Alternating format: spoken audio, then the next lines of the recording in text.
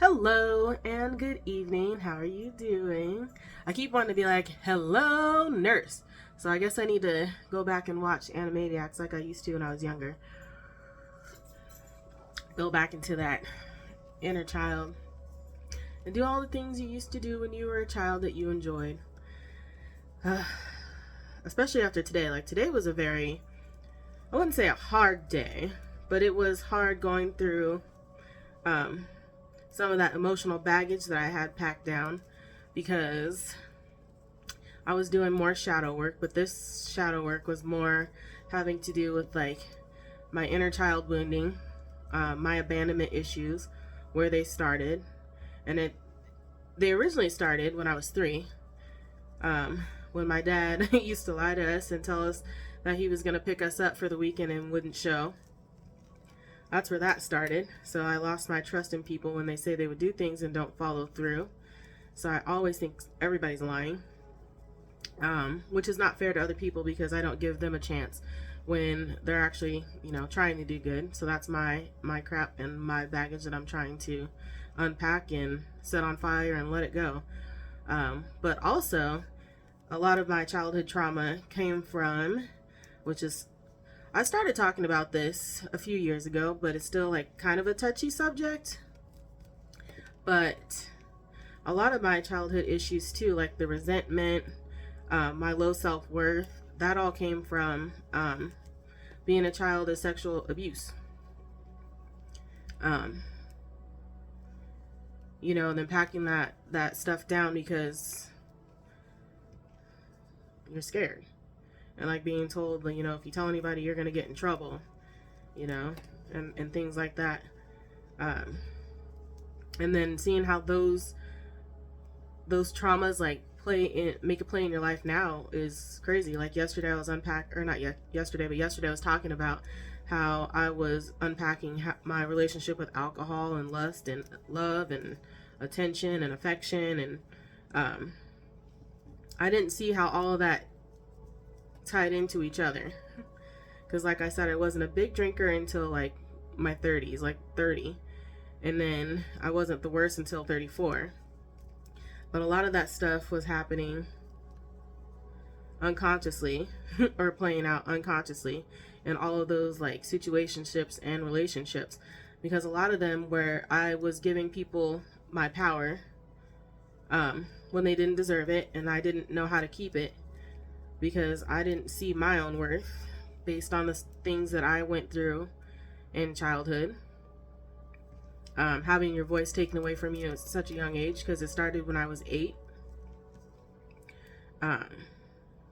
From someone that was supposed to be a caregiver but wasn't. So I guess a lot of the times now, when I'm looking for like my knight in shining armor and something, I'm looking for someone to save me because I didn't have that like fatherly protection to save me then. But now I know that I have to be my own knight in shining armor and finding my own voice and telling people no. Because a lot of my relationships or situationships, I wouldn't really call them relationships now, but I guess they were either way, were a lot of people pressuring me into doing things I didn't want to do. And growing up being told like, if you don't do this, you're going to get in trouble, or you want people to like you, I would give in to those things that I didn't want to do or didn't enjoy, or I tell people I didn't like it, and they'd be like, oh, but I like it. At one point, one person had the audacity to tell me that I was there to please him, and if I didn't please him and he wasn't happy, he was gonna leave. And then me and my low state of mind and low self-worth, fell for that. I didn't want him to leave me. I wanted him to like me. But I failed to see like later on that the blessing of him threatening to leave was for my own good. And I just kept myself stuck in those same karmic patterns because I didn't see how a lot of that stuff played into my adult life because I packed it down. And today I did 2 meditations, one on like the inner child wounding, with the abandonment, and a lot of that has to do with like my dad leaving. Well, he wasn't my dad. He was my brother's dad. He was married to my mom, but he was the first dad that like I knew. I didn't meet my real dad until I was 28. But you know, he used to call me his princess. He used to spoil me, and then he had his own issues and problems, which I don't want to get into because they're his own to unpack. But not understanding then that he left because he couldn't handle the responsibilities. He didn't see that he was worth it, and that, like, none of that has to do with me. And then also having to understand that the things that happened to me in childhood were not my fault, even though I blame myself for not saying anything because I didn't know how to say anything. You know, I was afraid to tell my mom. I finally told her in like July of 2023 or 2022, I think it was. That's when I first let it out. And then she was like, well, I was wondering what was wrong with you, because you went from like being an affectionate child to like not wanting anyone to touch you, but like I would ask and you wouldn't tell me, and you know, and I used to get mad at her for that too, because I was like, I wish that she would have dug deeper.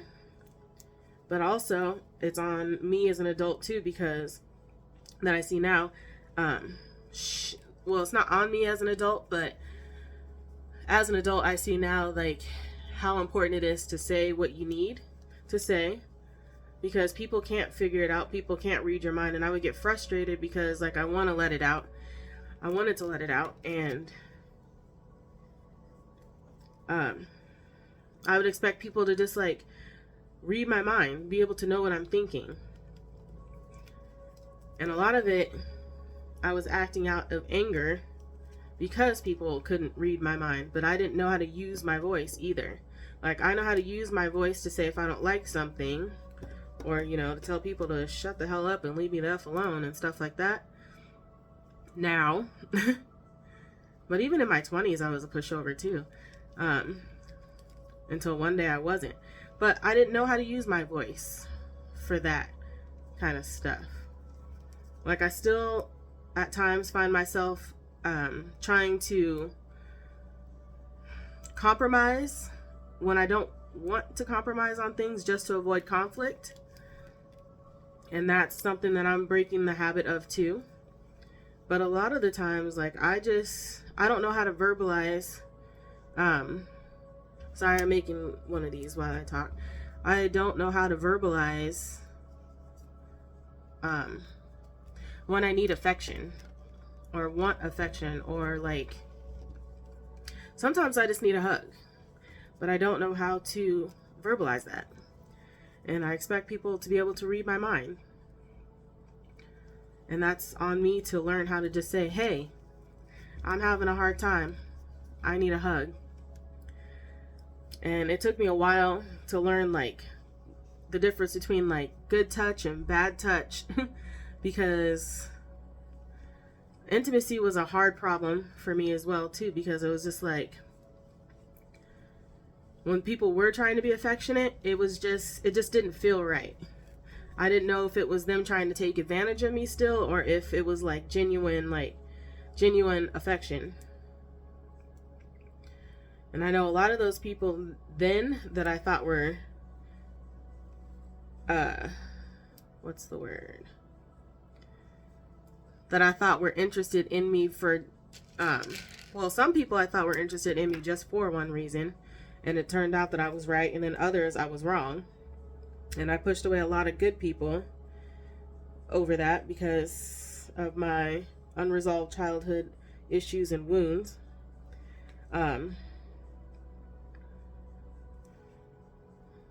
But then I also had to figure out too, during this process of me not wanting to do things and being pressured into it, and then me wanting to do it. I don't know how to really say it, but like I had to figure out, is this something that I really want to do, or do I feel the pressure of doing this? And I stay in my head about a lot of things a lot of the time. And that's one of my problems too, which I'm working on. I mean, that's all we could do is work on them daily. Sorry, I was tying it up. All we could do is work on them. So that's what I'm doing right now, is I'm working on them. And the fact that I can unpack this trauma and still be able to laugh and smile and joke is a huge progress for me. And the fact that I've been able to do it as a kid too, like, that's something else as well. But I realized too, when I was doing this meditation and things like feelings and memories were starting to resurface, like my mind kicked in and started like diverting, I guess, that stuff from coming up, like trying to pack it back down. And I noticed how that was a mechanism that I created in childhood to protect myself from those memories, because I couldn't protect myself from that person and those people and those energies. And then for the longest time, I was just mad. I was mad. I was mad at the world, mad at my mom, mad at my dad, mad at myself. And I was really mad at the opposite sex. And not all of them are guilty of being that type of energy that I was introduced to early in childhood. Like, I don't blame my mom for it, because she was a single mom. She did the best that she could. You know, and when I told her a few years ago, like, she was mad. She didn't really feel guilty, because like she figured something had gone on, but she didn't know how to ask, which is, I mean, good, because it's all learning. I mean, we're not here knowing how to talk to our kids about things like that. But it was nice to get it off the chest. It was nice to like let that crap finally leave. But I didn't realize how much of that crap I still had packed down. So it's like I thought I'd cleared a lot of that stuff out of my energy field, and no, it still comes up in different ways, which is annoying, but it is what it is. At least it's coming out now, and I know what it is, and I know the patterns, and I know the energies, and I know the feelings behind why I feel that way about people. And I'm not going to second guess myself anymore. But I haven't been second guessing myself in the last couple of encounters I've had where people have tried to come and talk to me or ask me out. And it's like, if I have a feeling about it, and I actually pay attention to my feelings, like if I feel anxious or nervous, I no longer associate those feelings with, oh, that's just how I normally feel around these kind of people. That right there is a huge, huge, huge point of progress for me, because I would just push that down and be like, oh, this is nothing. It is something. It's definitely something. And I needed to stop ignoring that. Which I'm proud of myself. So like, I met a couple of people whose words never matched their actions, and they talked a good game, but all they really wanted at the end of the day was some ass, and they didn't get it.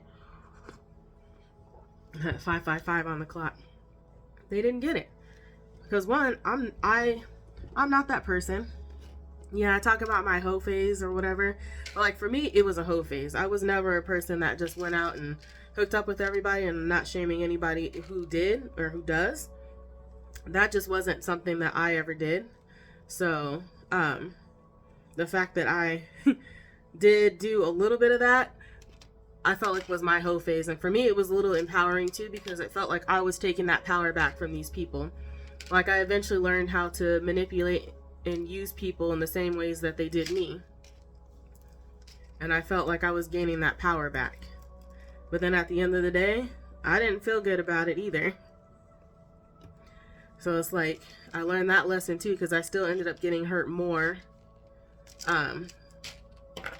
doing that too, instead of just dealing with my own trauma.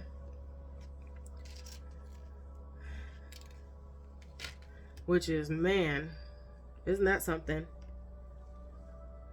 But I feel guilty because, like, I learned how to manipulate people as well for my own good, because that's kind of what I was taught. That's the kind of the energy that I started in. I didn't come from, it started from. And it was always based on fear. I didn't want to get in trouble. Like, my mom was frustrated growing up, and I didn't want them to tell her, you know, that I was bad or whatever, and then end up getting spanked. But I should have said something, because knowing now what I know, I wouldn't have gotten in trouble. she would have immediately done something about it. So now I'm learning to use my voice and tell people no. And a lot of these people, it took me a long time to break away from. And then others, it didn't. And then like a lot of my issues came from being ghosted. So it's like these people took what they wanted from you and then they just disappear. So then like your self-worth goes away too. So that's all I was worth. And it's like, no, you were worth so much more. But if I had realized that at an earlier age, I wouldn't have given so much of myself to others that didn't deserve it. But I always felt like that was related. Like, oh, they only, they like you if they want you, for this. No, they don't like you if they want you for that. They don't even like themselves.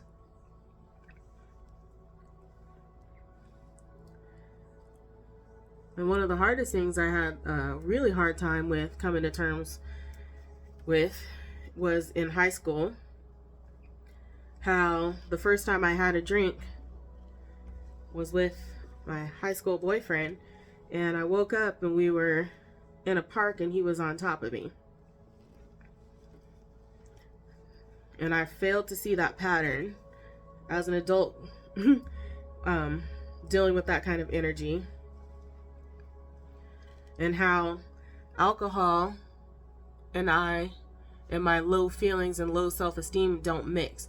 Because I tend to put myself in dangerous situations, not realizing how dangerous they are, and pushing down those feelings of like, hey, don't do this. Hey, don't go there.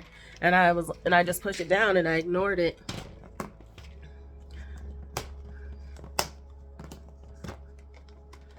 Because, hey, this person likes me. And I'm not laughing because it's funny. I don't know, I guess it's just another coping mechanism.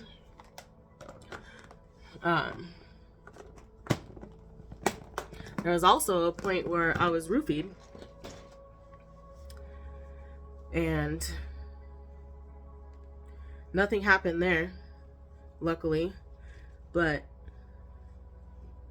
again, I was out doing some stupid things with people, not wanting to face the problems that I had. And I was out with the wrong people, being around the wrong people I thought I could trust, and I left my drink around them as they're always told not to, but like I've known these people forever. I'd known a lot of people at this bar forever. I never thought it would happen to me until it did.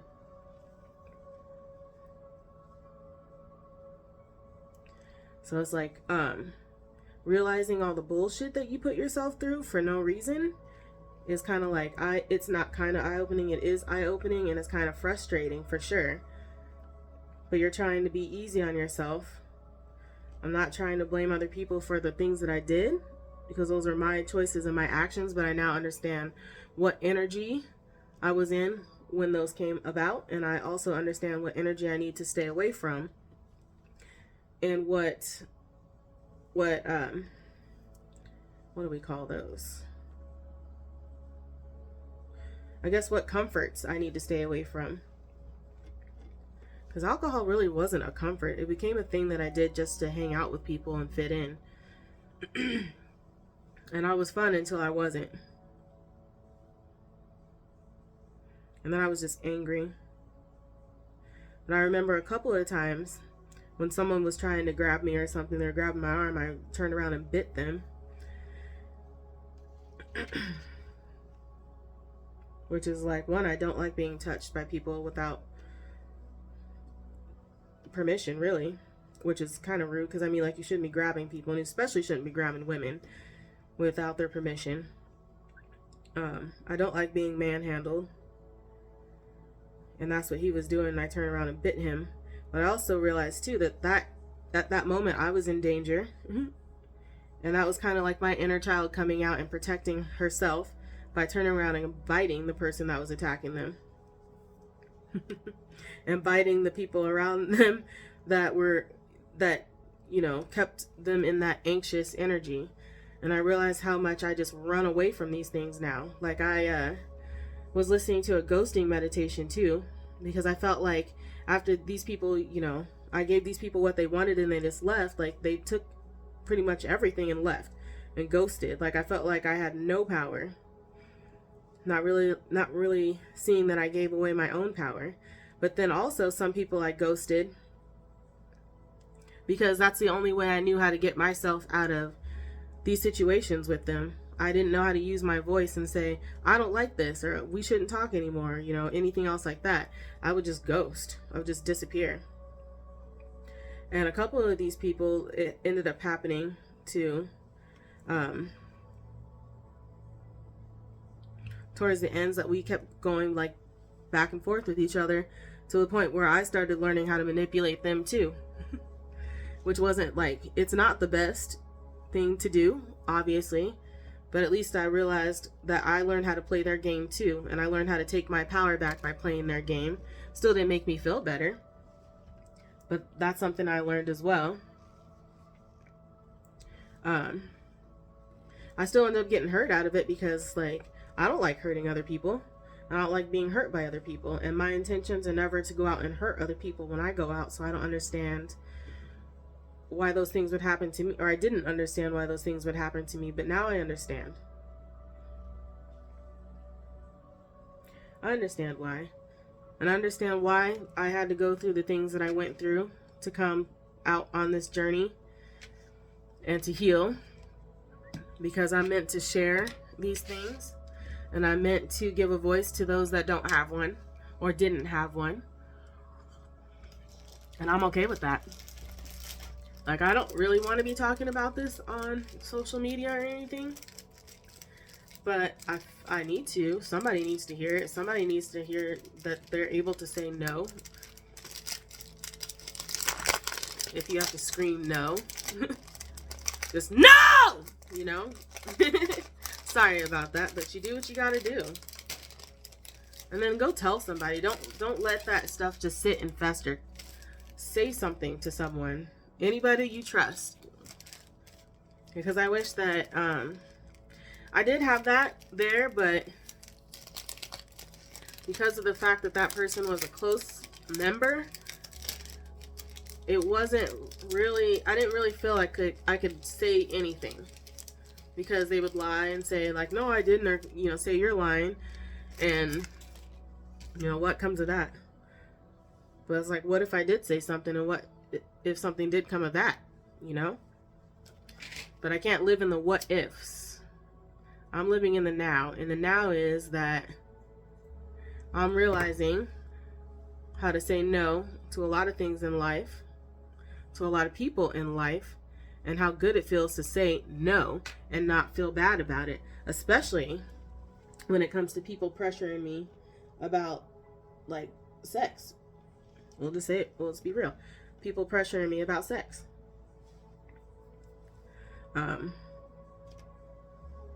I do things on my own time and when I want to do them, not when somebody decides that it's time for us to do it, or that they want to do it, and, you know, they're going to leave if they don't get it. Then leave. Because that would be a blessing in my life, to not be terrorized by another person and not allow myself to be terrorized by another person or myself. So now, I don't care. You want to leave, leave. You're doing me a favor.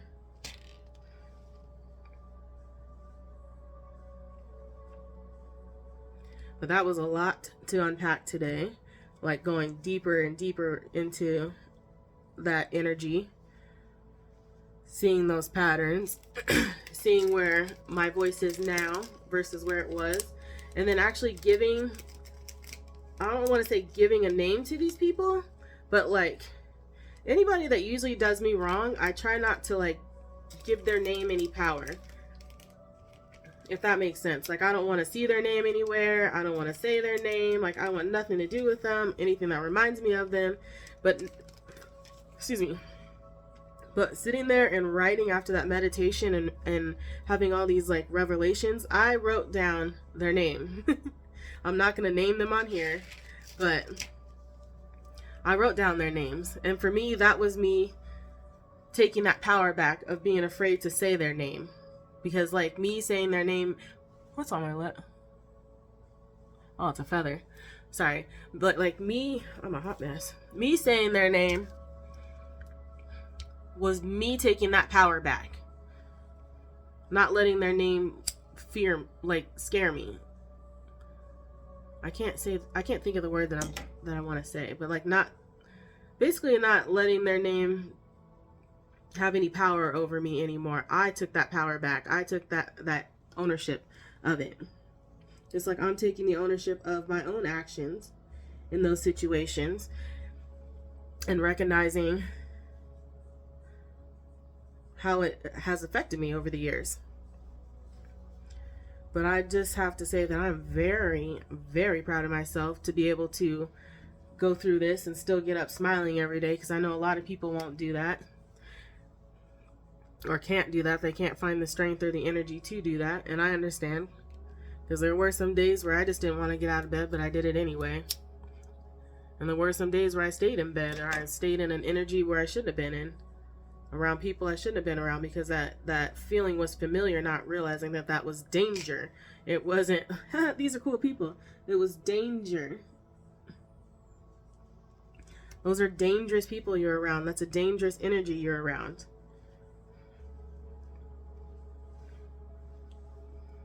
So now that I know and I recognize that energy, I keep myself out of it a lot. So like I have no problem staying at home and not going out to the bars and stuff. But I have just as much fun sober as I did when I was drinking, when I thought I was being fun, when not being fun. Yeah, you loosen up for a little bit, but you need to know your limit. I had a limit for a little while until I didn't. And at that point, that's when I should have been able to realize that I had a problem, but I didn't. But I feel like we're all woken up on this journey at a certain time for a reason. Like you're given the signs and stuff. But we don't truly wake up until we're ready.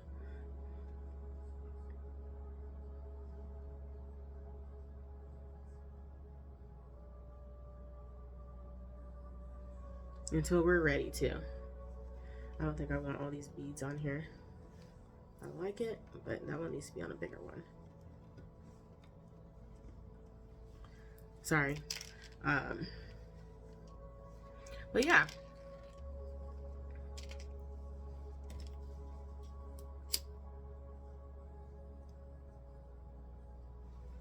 But I like the fact that I was able to come to that conclusion myself through meditation. Because yes, I do have a hard time sitting still sometimes. But I now see that that's my mind trying to protect me from the things that I packed away. And I need to keep fighting my mind and overcoming, those mechanisms that I had to keep myself safe. But then writing down those things, and then like in that meditation, you're reassuring your inner child that they're safe and that they're okay.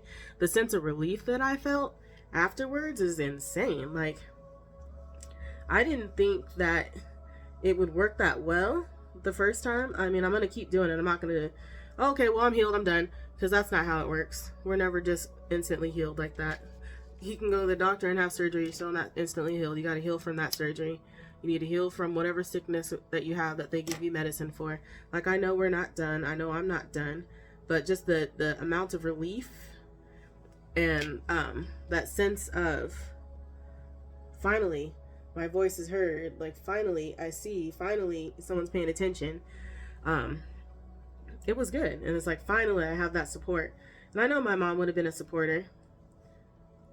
I know that now after we've talked. But it's also a subject that I've never really wanted to touch on for a while. Not to other people. Because I feel like that kind of makes me look bad in a different light. But it's not my fault. And it doesn't make me look bad. For if anything, like, it makes me look badass. Because in reality, I'm a survivor of sexual abuse. And there are so many times where, like, I wanted to just end it all, and I didn't. I fought through it. When I thought that I wasn't worth anything, and I threw myself at people because like I wanted them to want me, I wanted them to like me, but all in reality, all I really wanted was what I didn't get from my dad not being there. I wanted love and affection, but I learned quickly in an early age what love and affection is and isn't, and it is not the things that I received. When they say it's love, it is not the things that I received. You know, like, it's real when they're talking about you need to learn to love yourself, because I didn't know how to love myself, because I didn't know what that kind of love was when it came to me. I knew that that love came from another place, but it doesn't come from another place. And like, I want to open up and like share more things with people, but I also don't want to open up with people and they judge me or think that I'm too much because of the things that I've gone through. We all have trauma and stuff, and I'm trying not to trauma dump on other people, because I've had that happen to me one too many times, and that created a lot of trauma bonds as well. But all I really need is someone that can be patient. I need friends that are patient, like that one special person that can be patient, because like I can come out of my shell. I want to come out of my shell, but I also need them to understand where I'm coming from and not just think that I'm just, I don't know, some crazy bitch, you know? Because I'm not. Like, I'm crazy funny. I'm a crazy lover. Like, I love the shit out of my people and I will do anything for them. I'm crazy in that way. I'm crazy protective of my family. But I'm not like loony bin crazy, I guess. And I'm not one of those people that's just gonna go around banging things and slamming things and stuff like that. Like, I handle my anger differently. I go silent. And I'm trying to learn how not to do those things. Like that's when I need to notice that it's time for me to actually speak. Speak what I need to say. Because silence gets you nowhere. Nobody knows what you need when you're silent. Like they say, closed mouths don't get fed. And the other thing that I realized too when I was writing is how I've been the one that's been in the way of my own blessings by not dealing with this. Because I keep saying like, yeah, you know, I had a bad childhood. But I didn't have an all bad childhood. Parts of it were bad. But it's like, yeah, you know, I already know this. Yeah, I had a bad childhood. I've already dealt with that. I've already talked about it. But I didn't unpack it completely. And I'm still going to keep unpacking it. Because that's what you got to do to heal. No matter how painful it is. But at least for me, when I talk to other people, I see the same patterns that we all have. Or had in common when it came to that. Because I've had a couple of friends that have gone through that too. And surprisingly, I didn't know. I mean, like, I know, but like, I didn't know of any of my male friends that have gone through that up until recently. And I mean, I know it happens to everybody, like I said, but the fact that he was open about it to talk about those things had happened to him too was just, okay. You know, I'm not the only one. And it's like, because like, for guys, it's different. They're given a stigma that they shouldn't talk about those things. You know, those things don't happen to guys and da-da-da-da-da. But it does. It happens to everybody. And the fact that he felt comfortable to open up to me, even though I was talking about it, made me feel not only seen and heard, but it also made me feel like I've met part of my soul tribe. And he is part of my soul tribe. He's my best friend.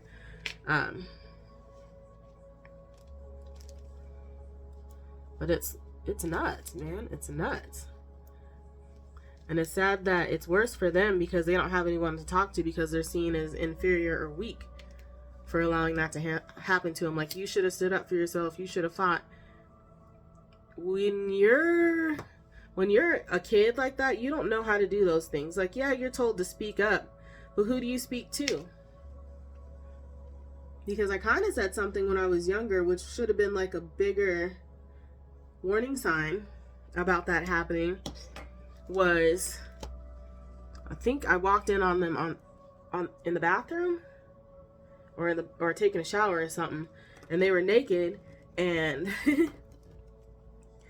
I was told, like, get out of here, like, you don't need, like, you shouldn't just be walking in here. And I was like, why? I've seen it before. And then they were like, no, you didn't. And it's like, that point for me, someone should have said, why is she saying that? But nobody questioned it. They just thought that I was just being a nosy, nasty little girl, you know? And I wasn't. I was desensitized to those things. In reality, I've seen it so many times, like, it wasn't anything new to me. It wasn't like, it was normal. But that's not normal. That's not normal at all. It's like, if your kids are starting to act funny, or you know people that are acting funny, question it.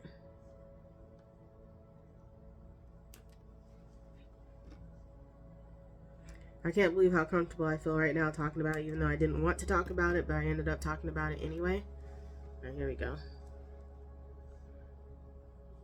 This one got special meaning because it's the skeletons coming out of the closet.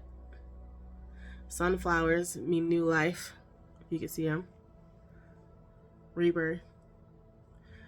Standing up in the face of adversity. You know, because they stand up and they face the sun every day. You're facing the fire. I'm facing the fire because I don't want to do this, but I'm doing it.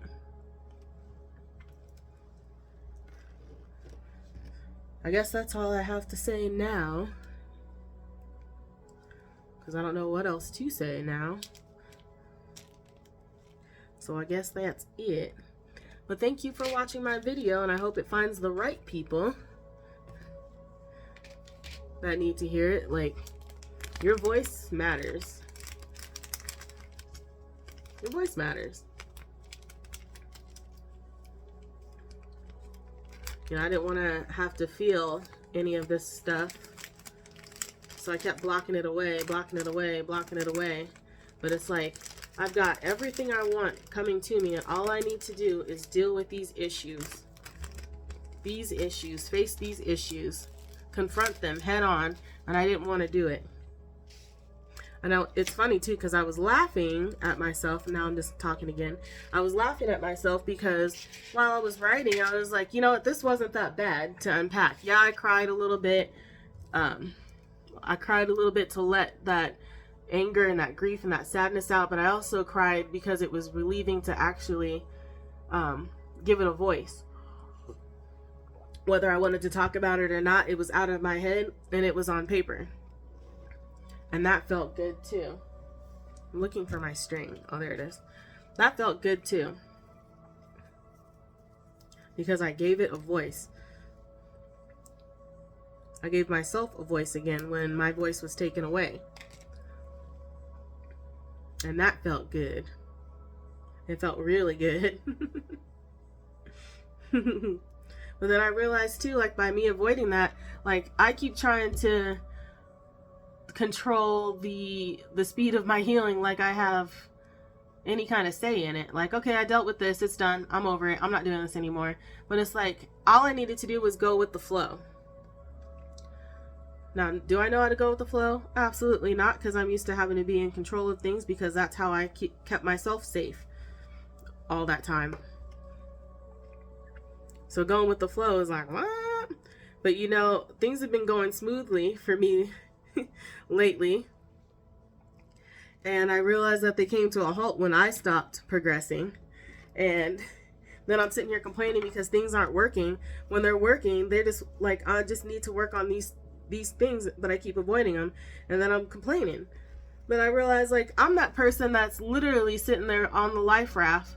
It's floating down the river to safety, and it's going too fast for me. And I put a stick in the mud to slow it down. But then I'm complaining because it's not going fast enough, not realizing that it's my hand on the stick that is dug into the mud. Like, Like, I thought that this was going to be the worst thing to have to face, and it really wasn't. My worst fear did not come true.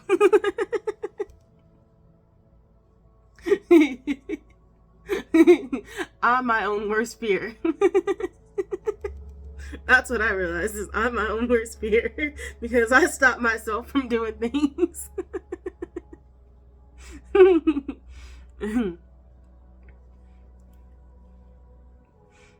So I'm over here crying over spilled milk. I mean, it's not spilled milk, but I had already started talking about this a few years ago, and then I stopped, and I just held it in.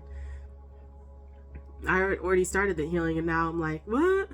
What do you mean I still need to heal this stuff? What do you mean I still have childhood trauma and abandonment? Well, yeah, if you don't take the time to fully go through it, that's what happens, you know? I'm starting to see. So it is kind of funny. It's kind of funny to see this play out because, like, I thought this was going to be so much worse, and it actually isn't.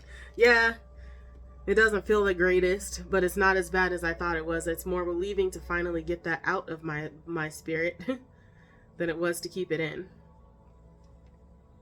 Like, I feel so much lighter on the heartstrings. And yes, I do have a heart. It may not show all the time, but it shows to the right people. I do have a heart, and I do feel things. I'm not a robot. I just don't show my feelings. But I'm learning how to show my feelings, not just the good ones. And I definitely didn't want to show people the bad ones, but that's what came out. But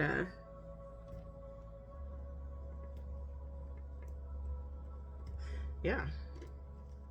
Now we're done. We need to give it a hanger.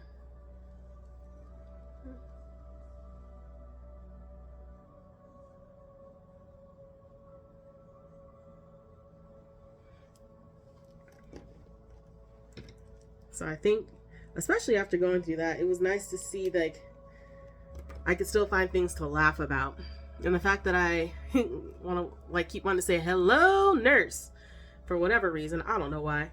I'm going to go and indulge my inner child and watch the cartoons I used to watch. Like, I miss, like, Freakazoid and Animaniacs and Tailspin and Bonkers.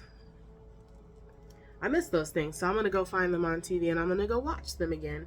I watched Toy Soldiers not too long ago, probably about a month ago, and I was today years old when I realized that the kids, or the father's toy store was called Inner Child.